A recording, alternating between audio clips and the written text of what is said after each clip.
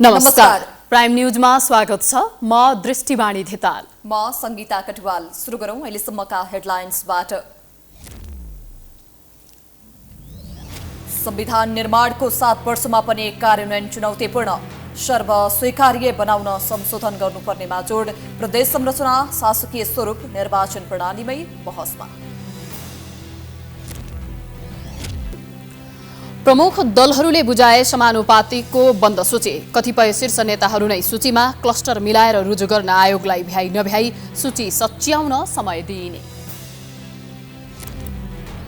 नागरिकता विधेयक प्रमाणीकरण गर्न राष्ट्रपतिको आनाकानी। सार्वभौम संसदको अधिकारमा हस्तक्षेप भएको भन्दै आक्रोश। मधेस केन्द्रित दलले जनाए असन्तुष्टि।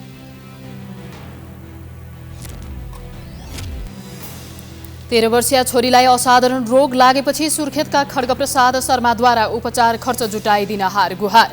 भएको 22 लाख रुपैयाँ सकियो। गरिबलाई राज्यद्वारा सधैँ उपेक्षा। बाँकेमा 15 वर्षदेखि सुरु भएका 75वटा खानेपानीका योजना अलपत्र। बजेट अभाव भएको भन्दै सरकारी निकाय गैर जिम्मेवार। उपभोक्ता पानीको पर्खाइमा।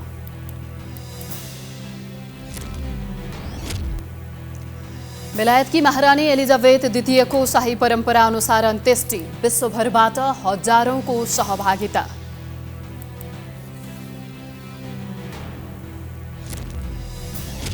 र 6औं संस्करणको महिला 7को उपाधि जित्ने नेपालको सपना चकनाचुर।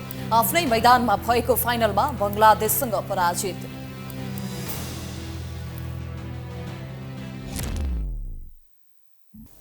अब प्राइम न्यूज विस्तारमा।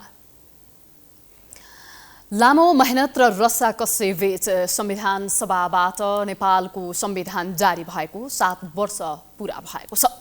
संविधानका कतिपय प्रावधानमा दलहरूका आफ्नै विमति हिजो पनि थिए र आज पनि छँदैछन् र पनि संविधान गतिशील दस्तावेज भएको भन्दै धेरैले सर्वस्वीकार्य बनाउँदै लैजानुपर्नेमा जोड दिएका छन्। एक रिपोर्ट। दोस्रो संविधान सभाले 2072 साल असोज 3 गते नेपालको संविधान 2072 जारी गरेको थियो। संविधानको प्रस्तावनामा नै सुशासन, विकास र समृद्धि तथा सक्षम न्यायपालिका र कानुनी राज्यको अवधारणामा जोड दिएको छ। तर अनेकौं अवरोध र व्यवधानबीच जारी भएको संविधानको भावना र मर्म अनुसार राज्यका प्रमुख 3 अङ्ग व्यवस्थापिका, कार्यपालिका र न्यायपालिकाको भूमिका निर्वाह नगरेको भन्दै संविधान कार्यान्वयनमा थप चुनौती देखिएको छ। संसदले आवश्यक कानुन बनाउन ढिलाइ गर्ने, कार्यकारी प्रधानमन्त्रीले संविधानको भावना विपरीत दुई पटक संसद विघटन गर्ने, न्यायालयमा राजनीतिक भागबण्डाको आधारमा न्यायाधीशको नियुक्ति गर्ने लगायतका कारणले संविधानको मर्ममाथि प्रहार हुँदै आएको छ।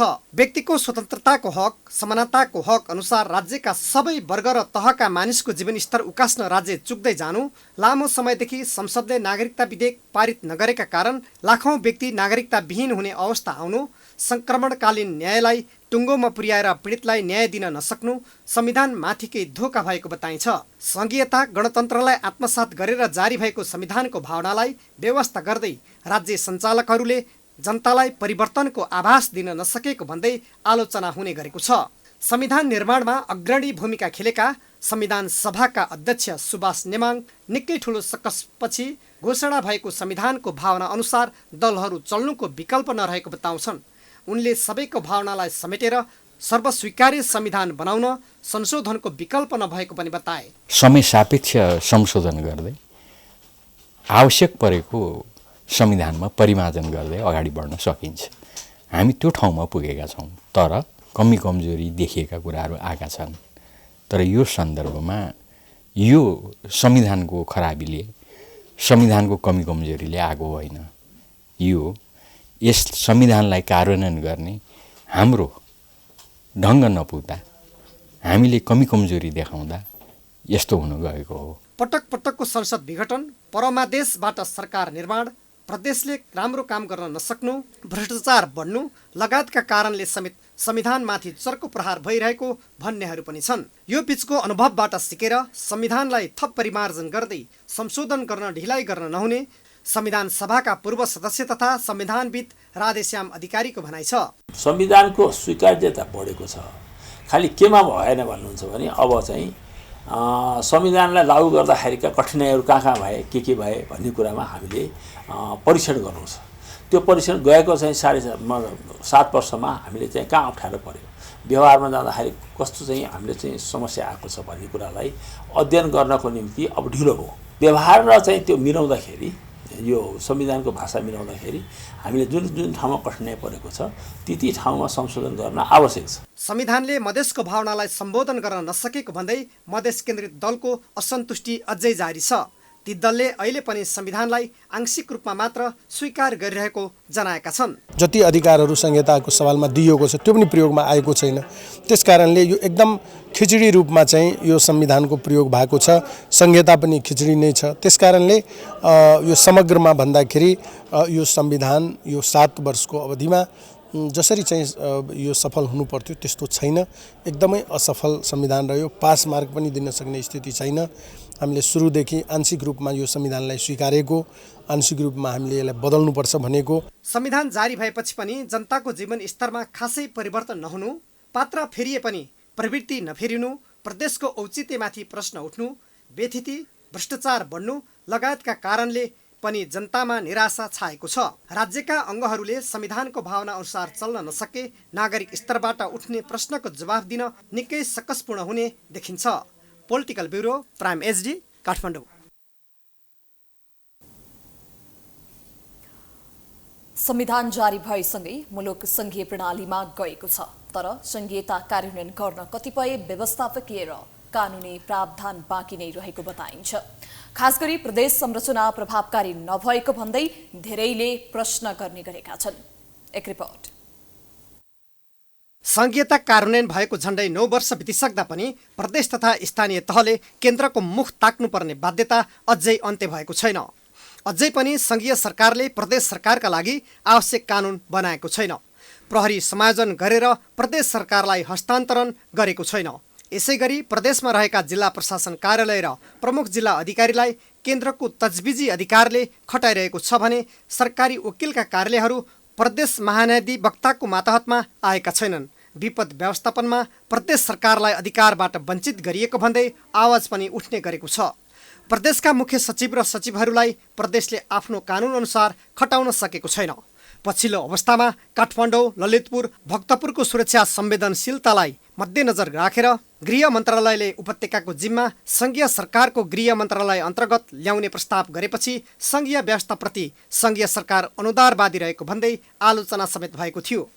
प्रदेशमा भएका साना साना घटनाका बारेमा समेत प्रदेशले जवाफ दिनुपर्ने, तर अधिकार दिन भने संघीय सरकार उदासीन रहेको भन्दै प्रदेशले सङ्घको आलोचना गरिरहेका छन्।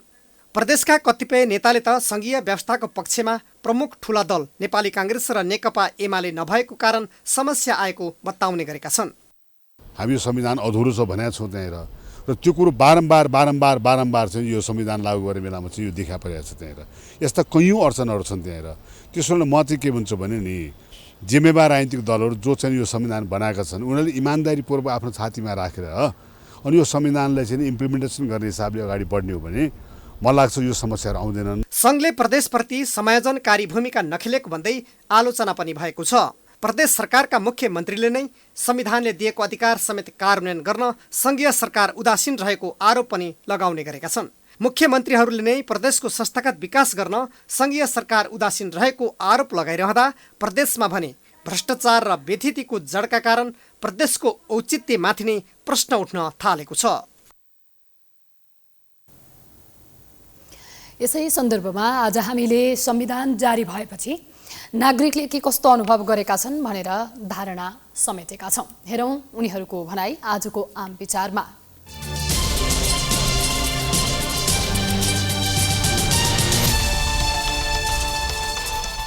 म चाहिँ संविधान दिवस भन्दिनँ, कोत पर्वको दिन भन्छु। किनभने यो दिन यदि यो जनताको संविधान आएको भए जनताले समृद्धि पाउँथे, खोइ सुख खोइ। पोहोरसम्म आलुको मूल्य 80 रुपियाँ थियो, आज 160 छ। सरकार यो देशमा छैन। न्यायालयको गति देखिहाल्नुभयो, चोलेन्द्र शमशेरको हिजो मात्रको कुरो हो, हामीले भन्नु पर्दैन, जग आएरै छ।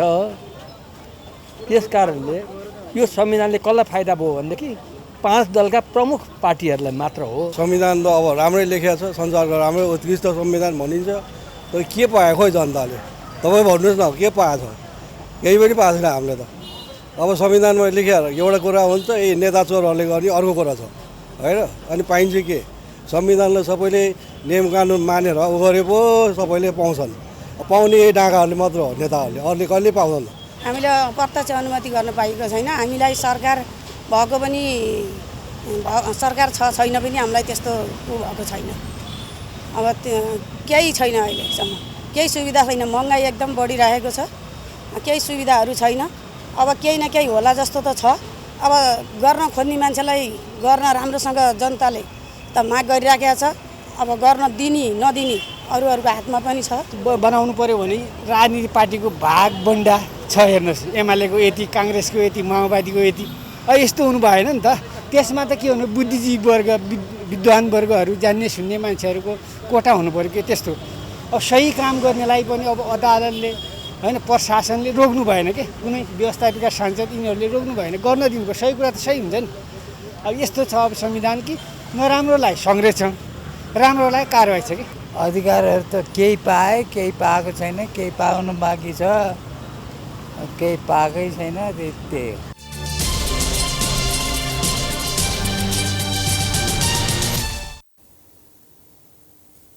निर्वाचन आयोगले बन्द सूची पेश गर्न तोकेको अन्तिम दिन आज सबै दलहरूले आफ्ना उम्मेद्वारहरूको बन्द सूची पेश गरेका छन्। प्रमुख दलहरूले पेश गरेको बन्द सूची हेर्दा यो पटक पनि समानुपातिकमा पहुँचवालाहरूकै हाली मुहाली हुने देखिएको छ। एक रिपोर्ट। नेपाली कांग्रेसले प्रभावशाली नेताहरूको नाम बन्द सूचीमा पेश गरेको छ। प्रधानमन्त्री पत्नी आर्जु राणादेखि प्रवक्ता प्रकाश शरण महतसम्म समानुपातिक सूचीमा अटाएका छन्। त्यस्तै पूर्व उपसभापति विमलेन्द्र निधि, गोपालमान श्रेष्ठ, सहमहामन्त्री जीवन परियार, फर्मुल्ला मन्सुर लगायतका नेताहरूको नाम समानुपातिक सूचीमा छ। नेकपा माओवादी केन्द्रमा पनि केही शीर्ष नेताहरूको नाम समानुपातिक सूचीमा समावेश छ। त्यस्तै नेकपा एमाले पनि धेरैजसो शीर्ष नेताहरूलाई समानुपातिकमा स्थान दिएको छ। उपाध्यक्षहरू रामबहादुर थापा, युवराज गेवाली र अष्टलक्ष्मी साक्यका साथै उपमहासचिव विष्णु रिमाललाई समेत समानुपातिक तर्फको बन्द सूचीमा समावेश गरेको छ। एकीकृत समाजवादी पार्टीका उपाध्यक्ष प्रमेश हमालदेखि उपमहासचिव गङ्गालाल तुलाधरसम्म यसै सूचीमा अटाएका छन्। बन्द सूची पेश गर्न अन्तिम समयमा निर्वाचन आयोग पुगेका नेपाली कांग्रेसका महामन्त्री विश्वप्रकाश शर्माले चुनावलाई रेस्लिङको मैदान नभएर सौहार्द प्रतिस्पर्धाको रूपमा लिनुपर्ने बताए। यो एउटा लोकतान्त्रिक अभ्यास हो, रेस्लिङको मैदान होइन। एउटाले अर्कोतर्फ अभिव्यक्ति राख्दै गर्दा जिम्मेवार ढङ्गको अभिव्यक्ति, शालीन ढङ्गको अभिव्यक्ति र जनताको फैसलालाई स्वीकार गर्ने संस्कृति यो बेला जरुरी छ। हामी अपिल आग्रह गरिरहेका छौँ र नेपाली कांग्रेस पार्टीको तर्फबाट हामी यो अभियानलाई उत्साहपूर्वक लिएर स्वदेशमा र विदेशमा रहनुभएका सबैलाई यो समानुपातिको सूची लगत्तै अबको 20 दिन पछाडि हामी प्रत्यक्षतर्फको उम्मेदवारी दर्ता गर्ने क्रममा छौँ। त्यस्तै नेकपा माओवादी केन्द्रका उपमहासचिव वर्षमान पुनले समानुपातिक सूचीमा युवाहरूलाई बढी प्राथमिकता दिएको बताए। यसमा प्रादेशिक समावेशिता पनि छ, समुदायगत समावेशिता त हुने नै भयो, उमेरगत समावेशिता, खास गरी हाम्रो पार्टीले बढी युवाहरूलाई जोड गरेको छ। युवाहरू धेरै सङ्ख्या हुने गरी हामी प्रस्तुत गरेका छौँ।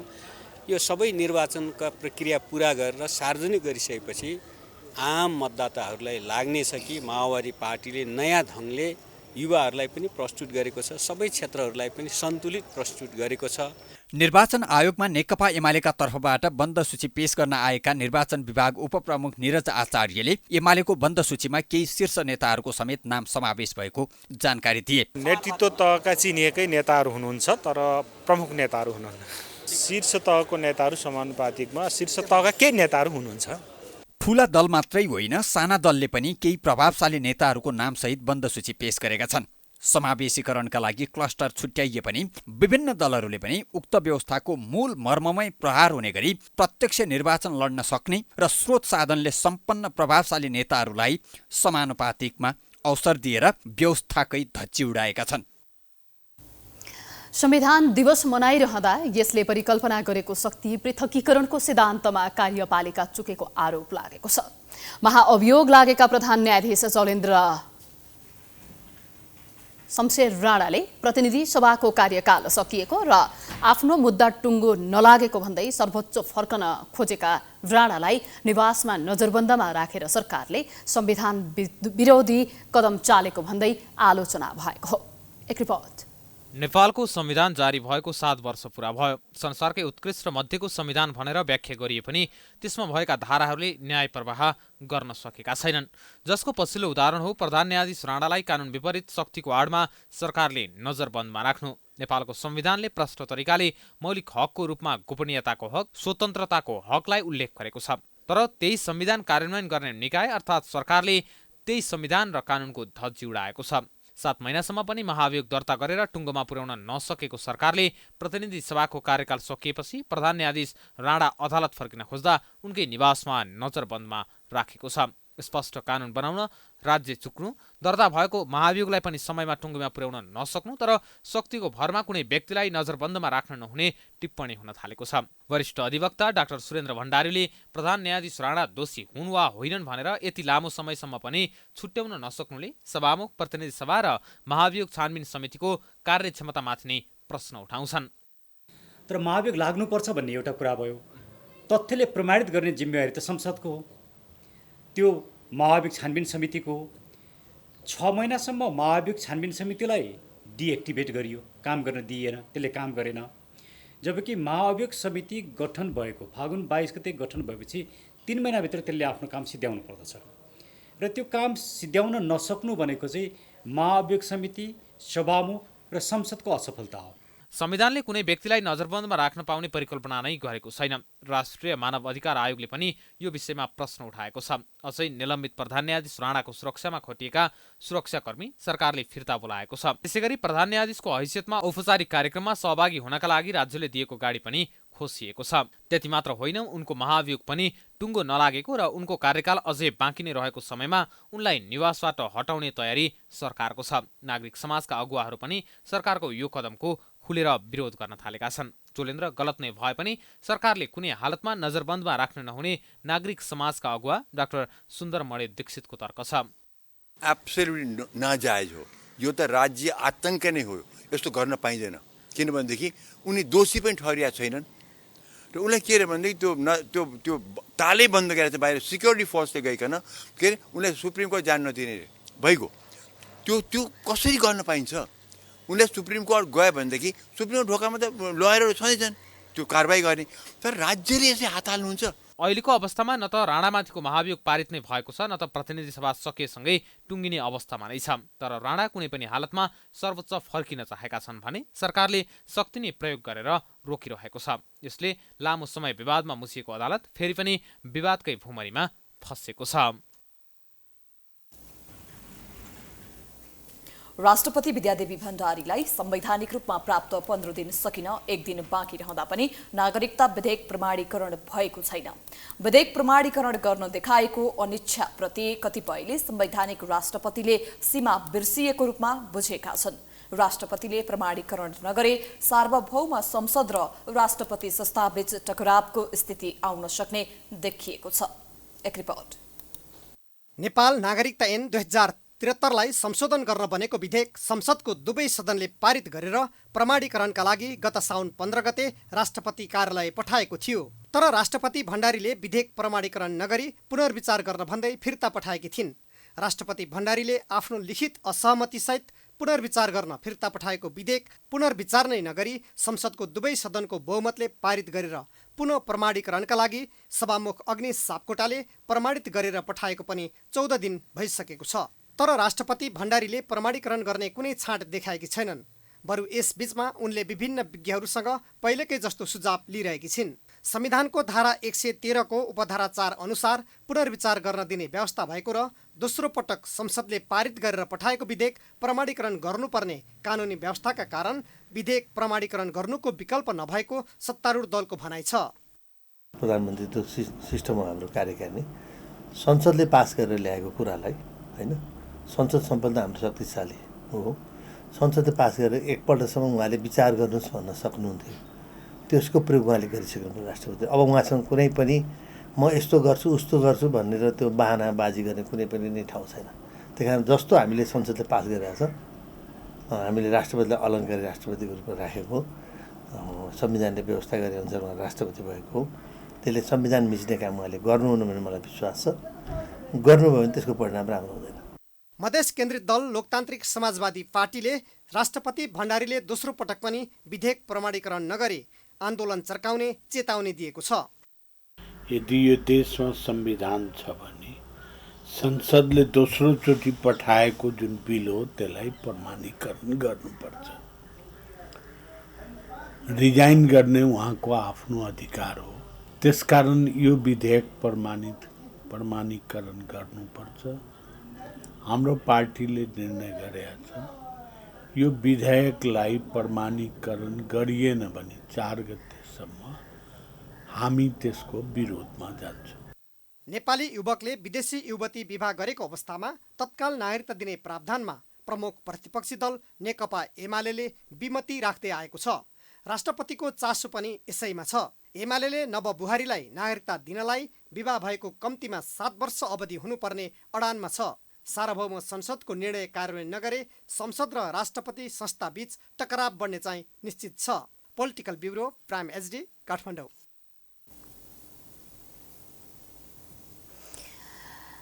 नेकपा एकीकृत समाजवादीका अध्यक्ष माधव कुमार नेपालले आफ्नो पार्टीभित्र व्यक्तिवादी चरित्र र गुटबन्दी देखिए कारबाही गर्ने चेतावनी दिएका छन्।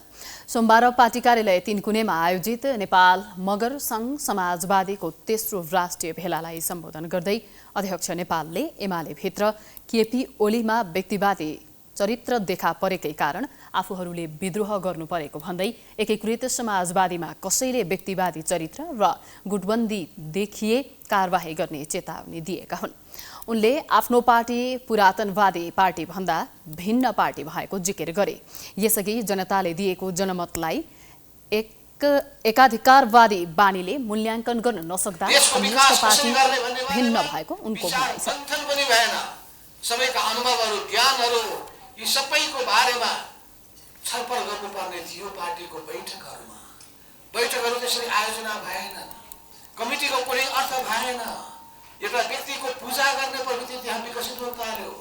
केपी ओलीले गुटबन्दी मात्रै गर्नुभयो र त्यो गुटबन्दीको रोग नसल्कियोस् र गर्ने व्यक्तिमाथि हामी कारबाही गर्नेछौँ। त्यो प्रवृत्तिलाई छोडिदिने छैन। पार्टीमा पार्टीको संस्थागत तरिका सबैले अवलोकन गर्नुपर्छ। 5 दलको गठबन्धनको सरकारलाई अघि बढाउने काम गरेपछि नेपालको राजनीतिमा नयाँ परिस्थिति सृजना भएको उनले बताए।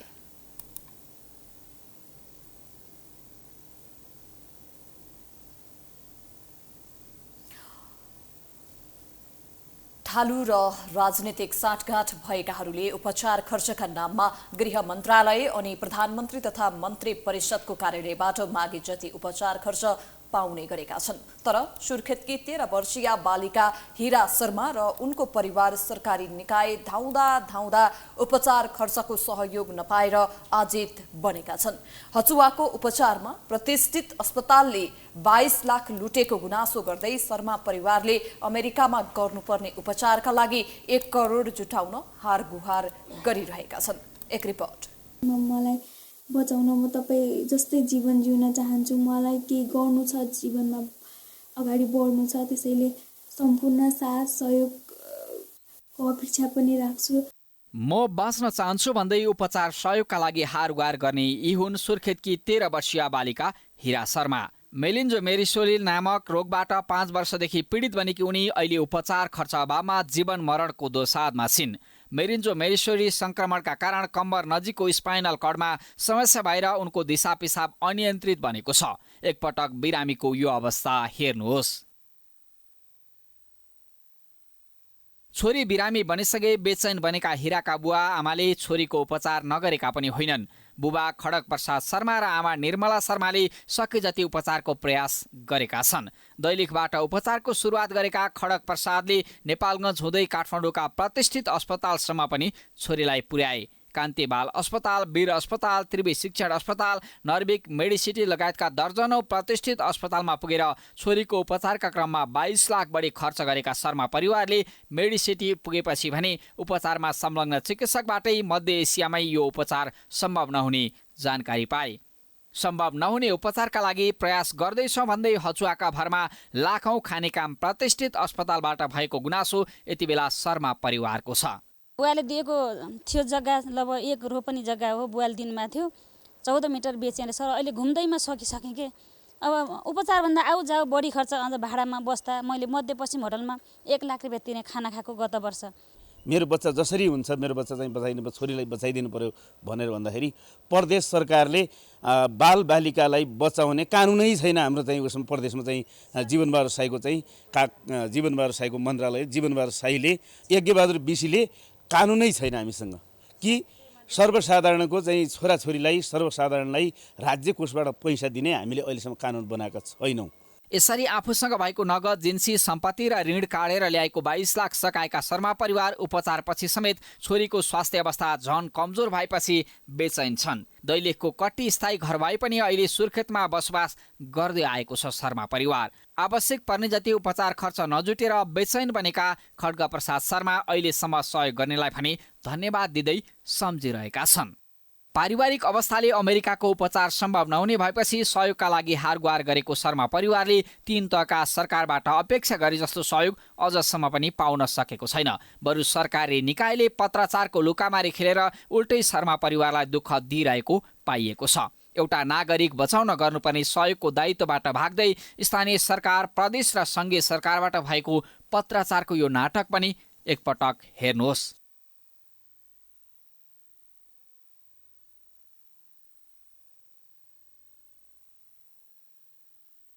अमेरिकामा रहेका आफन्तको सहयोगमा अमेरिकाको डालसमा रहेको CSCT नेसनल अस्पतालमा उपचार सम्भव छ भन्ने जवाब पाए पनि शर्मा परिवारले 1,05,327 अमेरिकी डलर अर्थात् 1 करोड हाराहारी रकम पहिले नै भुक्तानी गर्न नसक्दा 13 वर्षीय बालिका हिरा शर्मा रोग बढाउँदै बसिरहेकी छिन्। प्रतिष्ठित दाबी गर्ने अस्पतालले उपचारका नाममा अल्झाएर पीडा मात्रै दिएको छैन। शर्मा परिवार सरकारले सरकारी कोषबाट गर्ने उपचार खर्चको सहयोगमा समेत विभेद गरेको गुनासो गरिरहेको छ।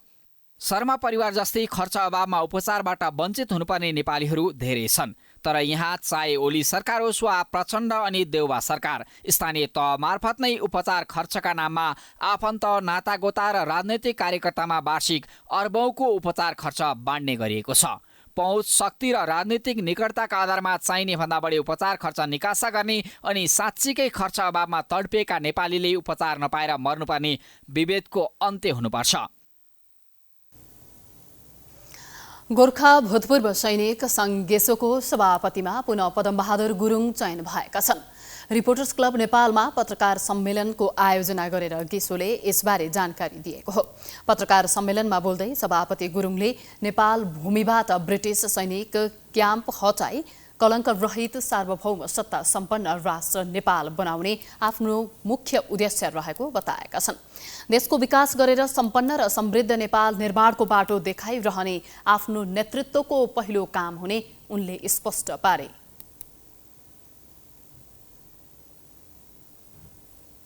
सरकार आफैले आफ्नो नागरिकलाई मर्न र मार्न ब्रिटिस सेनामा पठाउने, युद्धको कालबाट पसेर जन्मभूमिमा फर्कँदा गैर आवासीय नेपालीको सूचीमा राखेर संविधान संशोधन गरी हाम्रो जन्मभूमिको मौलिक हक खोज्ने अधिकार यो नैतिकहीन सरकारले कहाँबाट पाए? सरकार आफैले आफ्नो नागरिक बेचेर नैतिक काम गर्ने अनि त्यसको सजाय मुक्ति पाउने।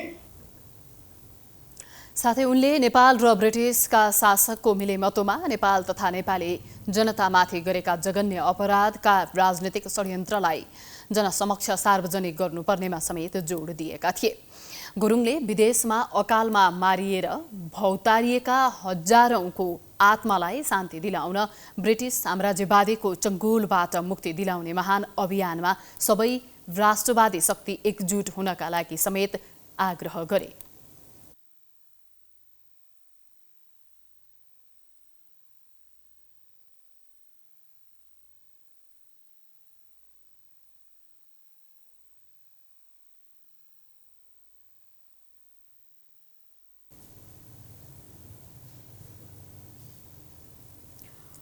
अथर्व कलेज अफ बिजनेस म्यानेजमेन्टले फुड फेस्टिभल गरेको छ। काठमाडौँको महाराजगञ्ज स्थित अथर्व कलेजले विद्यार्थीको सिकाइ उपलब्धिलाई व्यावहारिक गराउन फुड फेस्टिभलको आयोजना गरेको हो। 2 दिनसम्म चलेको फुड फेस्टिभलमा सोही कलेजमा अध्ययनरत विद्यार्थीहरूले आफूले बनाएका परिकारलाई झण्डै आधा दर्जन स्टल मार्फत बिक्री गरेका थिए। फुड फेस्टिभलमा म्युजिक इभेन्ट पनि राखिएको थियो। यो प्रकारको कार्यक्रम र इभेन्टले विद्यार्थीले सैद्धान्तिक रूपमा सिकेको सिप वास्तवमा नै उतार्न सहयोग पुगेको कलेजका अध्यक्ष तथा प्रिन्सिपल मनोज कुमार थापाले बताएका छन्।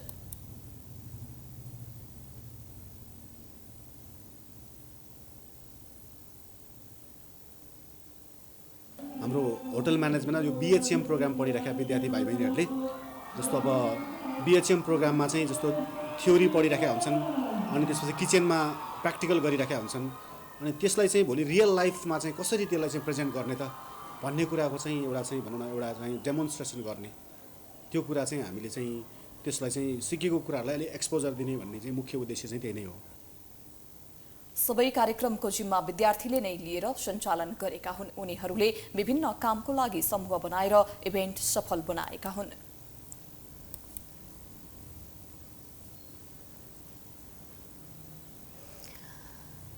प्रसिद्ध गीतकार साहित्यकार एवं शिक्षाविद मुकुन्द राज शर्माको निबन्ध संग्रह शब्द शिविर सार्वजनिक भएको छ। ललितपुरमा आज आयोजित कार्यक्रममा शर्माको निबन्ध कृति शब्द शिविरको लेखकका 100 वर्षीय पिता निमानन्द शर्मा, माता शोभा देवी शर्मा, प्रधानमन्त्री तथा मन्त्री परिषद कार्यालयका राज्यमन्त्री उमेश श्रेष्ठ, भाषाविद माधव प्रसाद पोखरेल, साहित्यकार मोमिला जोशी लगायतले विमोचन गरेका हुन्। कार्यक्रममा राज्यमन्त्री श्रेष्ठले शर्माको साहित्यिक पाटोको चर्चा गरेका थिए। जति चाहिँ सक्न सकिन्छ मुलुकमा त्यति काम गर्नुपर्छ। खालि एउटा विधावत लाग्यो भने जीवनमा सक्सेस त भएला, तैपनि चाहिँ अरू काम गर्न सकिन्छ भने सङ्घर्ष गर्नुपर्छ, रिस्क लिनुपर्छ भन्ने मेरो मूल्य र मान्यता छ। लोकार्पण समारोहमा लेखक शर्माले पत्र पत्रिकामा लेख छाप्दा छाप्दै साथीभाइ आफन्तहरूले घचघचाएपछि शब्द शिविर निबन्ध कृति सृजना भएको जानकारी दिए। विप्लव ढकालले यताबाट खोजेकै लेख्नुहोस् भन्नुहुन्छ अघि अनि लेख्ने हो क्या बसेर के काम गर्ने लेखौँ त जे हुन्छ भन्दै लेख्दै र एक दिन दयाराम सरलाई सोधेँ, सर यो लेख्नु लेखेँ मैले, तर के लेखेँ आयो भने सर यो त निबन्ध हो नि भन्नु, के हो र म त लेख मात्रै जस्तो लागेको थियो। सर यो त निबन्ध हो ल त्यसो भए त निबन्ध गरिन्छ भनेर नि निबन्ध लेखेँ। कार्यक्रममा प्रकाशक संस्था कामना पब्लिकेसनका अध्यक्ष Hridaylal Shrestha, little angels school of सिस्टमका निर्देशक राजेश श्रेष्ठ लगायतले पुस्तकको बारेमा चर्चा गरेका थिए। प्रसिद्ध गीतकार पनि रहेका शर्मा लिटिल एन्जल्स स्कुलका प्राचार्य हुन्। अब बिजनेस न्यूज।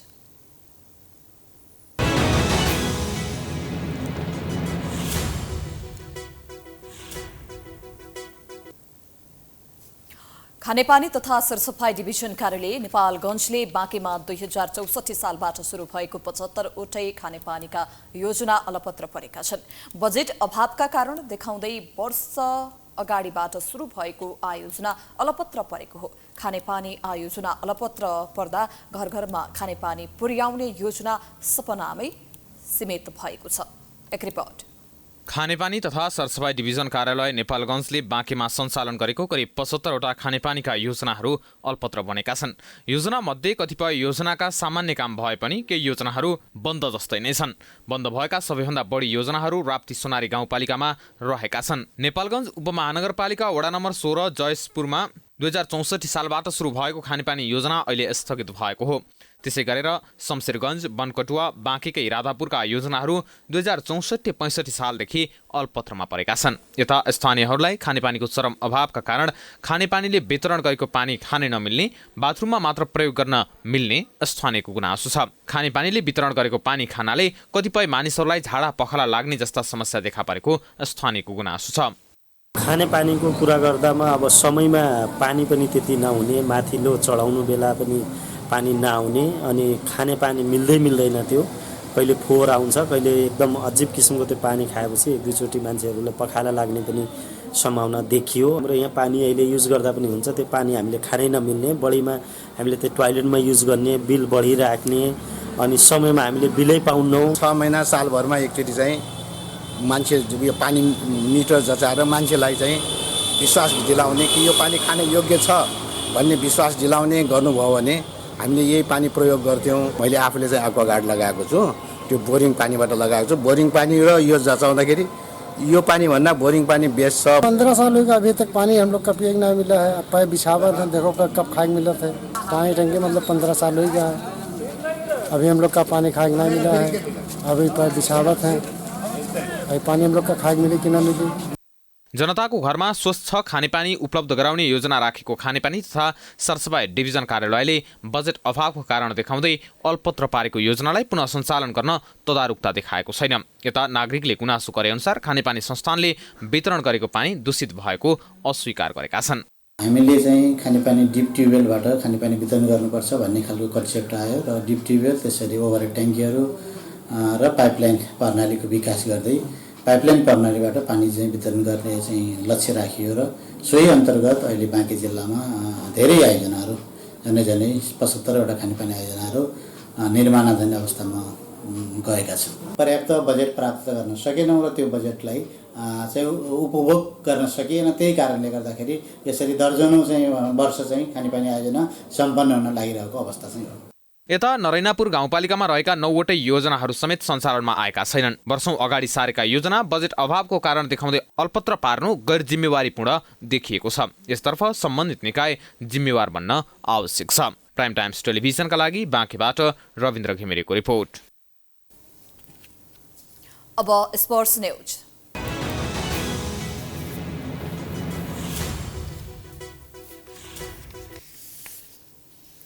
बंगलादेशले 6औं संस्करणको महिला साफ च्याम्पियनशिप फुटबलको उपाधि जितेको छ। त्रिपुरेश्वर स्थित दशरथ रङ्गशालामा सोमबार भएको फाइनलमा नेपाललाई 3-1 गोल अन्तरले हराउँदै बंगलादेश च्याम्पियन बनेको हो। बंगलादेशलाई जित दिलाउन श्रीमती कृष्ण रानी सरकारले 2 गोल गरिन्। साम सुनाहरले 1 गोल थपिन्। नेपालकी अनिता बस्नेतले 1 गोल फर्काइन्। यससँगै बंगलादेश महिला साफको नयाँ च्याम्पियन बनेको छ। बंगलादेशले पहिलो पटक नेपाललाई हराएको हो। नेपाल भने फेरि फाइनलमा चुकेको छ। नेपाल 5औं पटक महिला साफको फाइनलमा पराजित भएको हो। सेमिफाइनलमा बलियो टिम भारतलाई हराएको नेपालले फाइनलमा बंगलादेशलाई पराजित गर्ने अपेक्षा गरिएको थियो। तर नेपाल 3-1 गोल अन्तरले पराजित हुँदै उपाधि बंगलादेशलाई सुम्पिन बाध्य भयो। साफ महिला फुटबलमा नेपाल फाइनलमा पराजित भएको यो 5औं पटक हो। बंगलादेशले भने पहिलो पल्ट उपाधि उचालेको हो। 15,000 नेपाल दर्शक सामु बंगलादेशले इतिहास रच्न सफल भयो।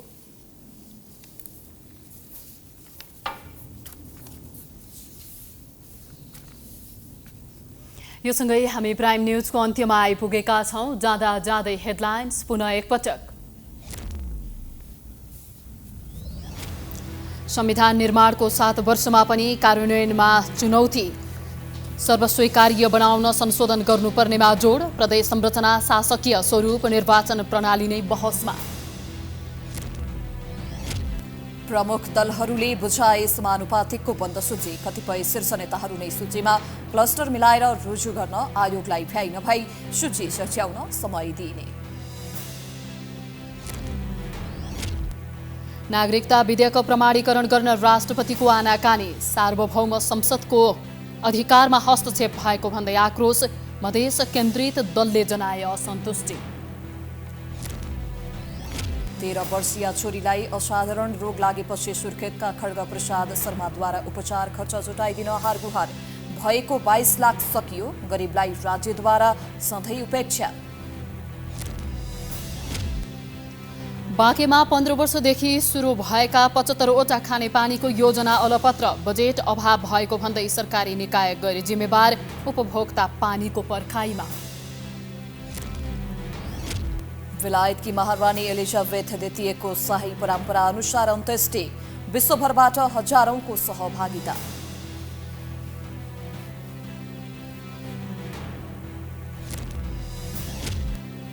र 6औं संस्करणको महिला साफको उपाधि जित्ने नेपालको सपना चकनाचुर, आफ्नै मैदानमा भएको फाइनलमा बङ्गलादेशसँग पराजित।